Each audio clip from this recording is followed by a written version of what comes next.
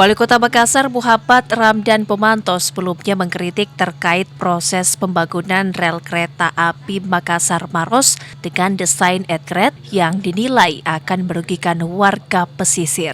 Hal ini pun mendapat respon dari Menteri Perhubungan RI Budi Karya Sumadi yang menghubungi Wali Kota Makassar via telepon.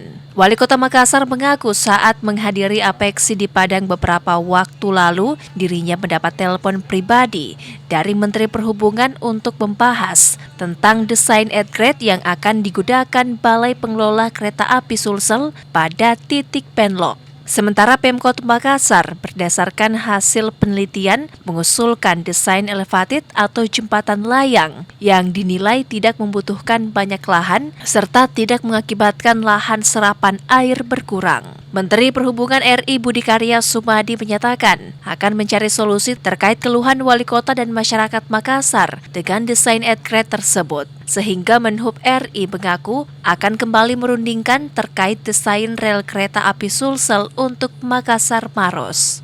Iya, itu bisa bilang masyarakat Makassar tuh masyarakat cerdas. Dia punya responsibility, bertanggung jawab, moralnya tinggi.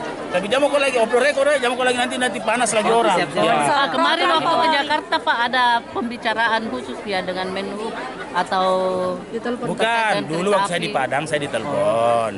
Insya Allah dicarikan solusi itu dan mau ketemu, insya Allah ketemu. Wali Kota Makassar juga menambahkan, dukungan dari masyarakat pun mulai berdatangan terkait kekurangan desain at-grade rel kereta api Makassar-Maros. Salah satunya warga pesisir di daerah utara Makassar dan Wahana Lingkungan Hidup atau Walhi Sulsel yang mengaku adanya dampak lingkungan jika dibangun dengan desain tersebut. Ira, Fajar TV dan Fajar Radio melaporkan.